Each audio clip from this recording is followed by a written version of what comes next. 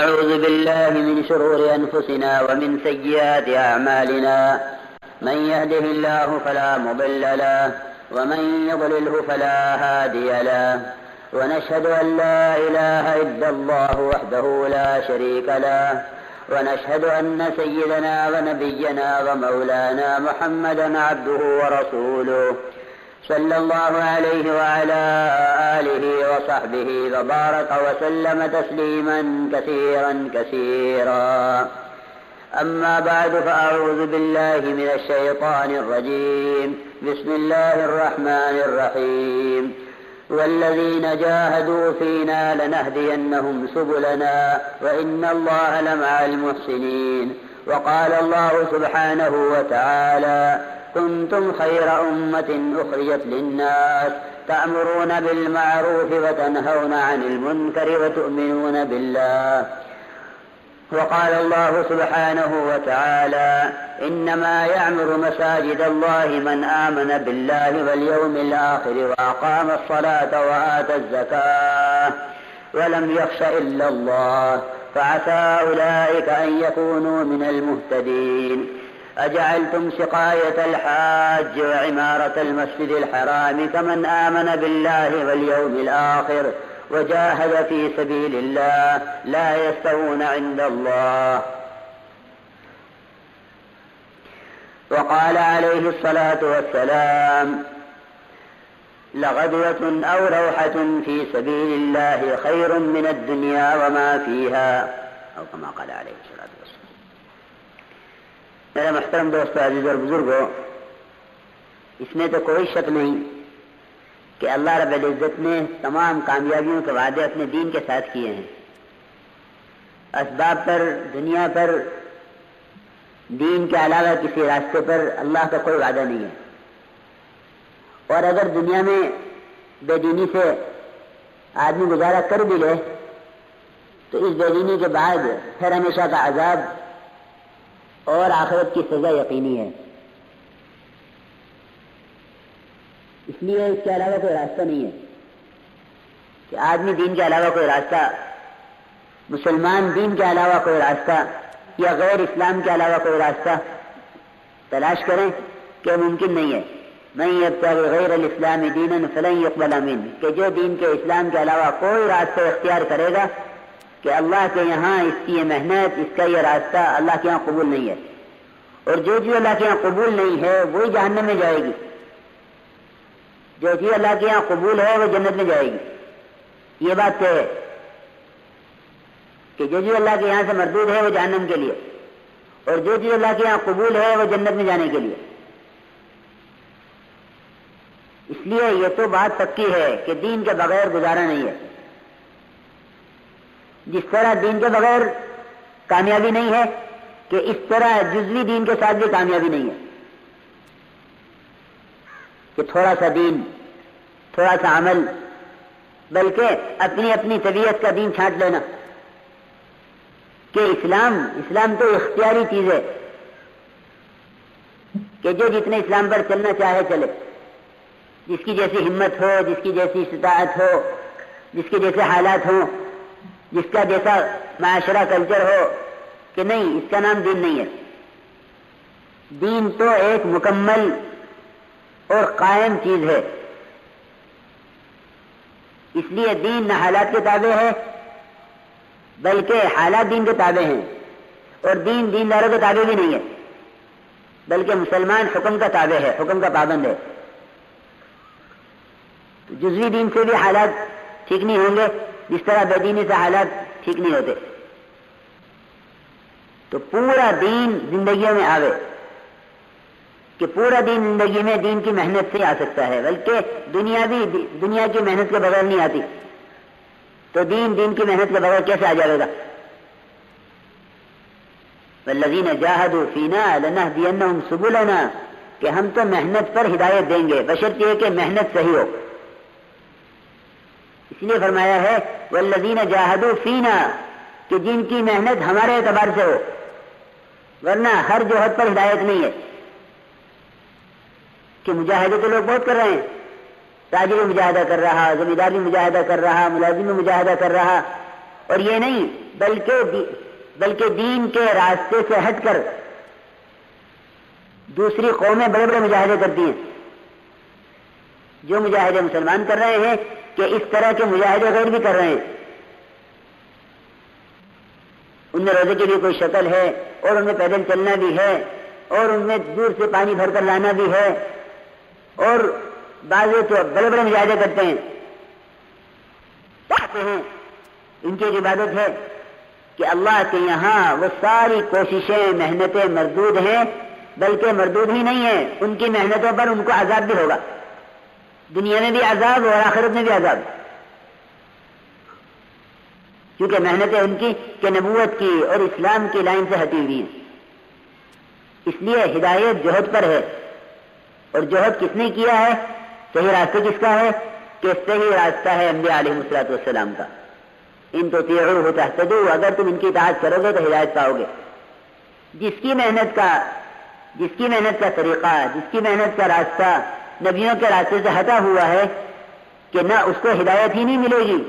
اتنا ہی نہیں کہ اس کو ہدایت نہ ملے تو اس کو ہدایت نہیں ملے گی، اتنا ہی نہیں ہے بلکہ اس محنت کے بدلے اس کو عذاب ملے گا.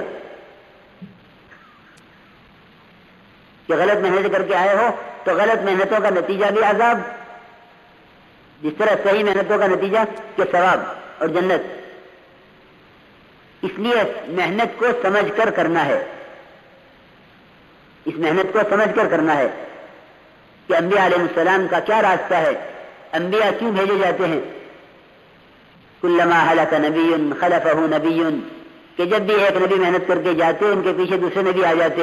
کہ اللہ نے ہمیشہ سے اپنے دین کو قائم رکھنے کے لیے پیدل کے انبیاء کو بھیجا ہے، ایک کے بعد دوسرے کے بعد. ایک روایت کے مطابق تو 2 لاکھ انبیاء علیہ السلام آئے، ایک روایت کے مطابق تو 2 لاکھ انبیاء آئے ہیں امت کو ہدایت پر باقی رکھنے کے لیے. لیکن میرے بزرگ عزیز دوستوں، جب ایک نبی محنت کر کے جاتے تو اگلے نبی کی آمد، اس نبی کی واپسی، اگلے نبی کی آمد، اس درمیان کا جو وقفہ ہوتا، اس نے قوم گمراہی پر اور اس نے اعمال رسمی بن جایا کرتے تھے. مشرکین کا حج باقی تھا لیکن وہ ننگے طواف کیا کرتے تھے، اور حج ان کی ایک رسمی چیز بن گیا. ہر نبی آتا اللہ کا تعارف کراتا اور دین کی اصلاح کرتا، پھر جب وہ نبی جاتا تو کچھ اعمال باقی رہ جاتے اور ایمان اور یقین اور عقائد سب سے پہلے بگڑتے. اس لیے یہ بات تو سورج کے وجود سے زیادہ واضح اور روشن ہے کہ دعوت کے بغیر امت ہدایت پر باقی نہیں رہے گی. یہ بات تو بالکل مسلم ہے، کیونکہ ہر نبی دعوت لے کر آئے اور نبی کے جاتے ہی قوم وہ جو بنے ہوئے تھے وہ بگڑے. پھر نبی نے آ کے محنت کی، پھر وہ بنے، پھر نبی کے جاتے ہی بگڑ گئے. کیونکہ نبی گئے دعوت گئی اور دین گیا، نبی آئے دعوت آئے دین آیا. ہر زمانے کی بات ہے یہ. تو انبیاء علیہ الصلوۃ والسلام کی بعثت کے بنیادی طور پر انبیاء کی بعثت 2 چیزوں کے لیے، ایک اللہ کا تعارف اور ایک اللہ کا دین سکھلانا، دعوت اور تبلیغ. یہ 2 کام نبیوں کے رہے کہ اللہ کا پیغام بندوں کو پہنچانا جس کو دین کہتے ہیں، اور اللہ کے بندوں کو اللہ کی طرف بلانا جس کو دعوت کہتے ہیں. دعوت اور تبلیغ یہ 2 کام نبیوں کے ہوئے. ہر زمانے انبیاء علیہ السلام یہ محنت لے کر آئے، لیکن پھر نبیوں میں یہ محنت منتقل ہوئی. ایک نبی گئے تو دوسرے آئے، تیسرے آئے، اس طرح نبیوں سے نبیوں میں ہر زمانے میں یہ محنت منتقل ہوتی رہی. وَيَنْقُلَ أَحَدٌ نُورًا عَظِيمًا تَلَأْلَأَ فِي وُجُوهِ السَّاجِدِينَ تَقَلَّبَ فِيهِمْ قَرْنًا فَقَرْنًا إِلَىٰ أَنْ جَاءَ خَيْرُ الْمُرْسَلِينَ صلی اللہ علیہ وسلم. کہ ہر زمانے میں نور ہدایت، نور دعوت نبیوں سے نبیوں میں منتقل ہوتا رہا. کہ انبیاء علیہ السلام نے نبیوں سے نبیوں میں منتقل ہوتا رہا. اور ہر زمانے میں یہ ذمہ داری ایک سے دوسرے کی طرف منتقل ہوتی رہی، قرنن فقرنن، ہر زمانے میں. کہاں تک؟ الی ان جاء خیر المرسلین، یہاں تک کہ جناب رسول اللہ صلی اللہ علیہ وسلم تشریف لائے. آپ آخری نبی ہیں، آپ کے بعد کوئی نبی آنے والا نہیں ہے، کیونکہ آپ کی شریعت بھی کامل، آپ کی دعوت بھی کامل، آپ کی شریعت بھی کامل اور آپ کی دعوت بھی کامل، کہ آپ کے بعد کسی نبی کی آمد نہیں ہے. آپ کی شریعت بھی کامل ہے، دعوت بھی کامل ہے. دعوت کا کمال تو یہ ہے کہ آپ جو کام لے کر آئے تھے وہ آپ نے اپنی امت کو سکھلایا، کہ صحابہ کو دعات بنایا، داعی بنایا، کہ تاکہ نبوت والی محنت اب امت کے ذمہ ہو جاوے، کہ نبوت والی محنت امت کے ذمہ ہو. تو آپ نے اپنے صحابہ کو شروع سے داعی بنایا، جو اسلام لاتا وہ داعی بنتا. فوراً ماحول ہی ایسا تھا کہ جو آپ کی دعوت کو قبول کرتا وہ دوسروں کو دعوت دیتا خود بخود، چاہے وہ انسان ہو یا جنات ہوں. کہ دعوت کی عمومیت نے اسباب ہدایت کو پھیلایا ہے، کیونکہ آپ ہدایت لے کر آئے ہیں. انک لتہدی الی صراط مستقیم، نبی جی آپ سیدھے راستے کی طرف رہبری کرنے والے ہیں، کہ آپ اسباب ہدایت لے کر آئے ہیں اپنے ساتھ، کہ اسباب ہدایت میں دعوت ہے. تو جو آپ کی دعوت کو قبول کرتا اپنے قوم کو دعوت دیتا. اس نے ہدایت کو پھیلایا، ہدایت کو عام کیا، کہ اسباب ہدایت عام ہو گئے نبوت کی دعوت سے اور نبوت کی محنت سے. محنت صرف عمل پر لانے کی نہیں تھی، بلکہ محنت دوسروں کو دین پر لانے کی تھی. ہر آدمی کی اپنی ذات کے ساتھ ایک ذمہ داری تھی اللہ کی اطاعت کی، اور دوسری ذمہ داری تھی اللہ کی اطاعت کو دنیا میں قائم کرنے کی. یہ دو ذمہ داریاں ہر ایک نے سمجھی تھی. تو پورا کام جو نبیوں سے نبیوں منتقل ہوتا تھا وہ کام اللہ رب العزت نے آپ کی امت کے ذمہ کیا. کنتم خیر امت اخرجت للناس، کہ تم خیر امت کب ہو؟ کہ تمہاری بھلائی اس میں ہے کہ تم اپنے آپ کو لوگوں کی نفع رسانی کے لیے یقین کرو. بھلائی کا حکم کرنا، برائی سے روکنا، یہی دعوت ہے. یہ دعوت ہے. اور دعوت کس کے لیے ہے؟ کہ دعوت تو ہر داعی کی اپنی ذات کے لیے ہے. دیکھو میرے محترم دوستو بزرگوں، اس کام کو اپنی ذات کی اصلاح کے لیے کرو. یہ سب سے پہلا سبق ہے. پرانے ہوں کہ نئے ہوں، ابھی لگے ہوں یا مقامی کام ہو یا بہت پھر چکے ہوں، کہ نہیں، کام کہ میری اپنی ذات کے لیے ہے. اس لیے کہ جب داعی اپنی اصلاح کے لیے محنت کرتا ہے تو اللہ رب العزت اس سے دوسروں کی اصلاح کا بھی کام لے لیتے ہیں. اور جو دوسروں کی اصلاح کی غرض سے محنت کرے کہ اس کے اندر دوسروں کی اصلاح کے نہ ہونے سے مایوسی پیدا ہوگی، وہ کام چھوڑ دے گا.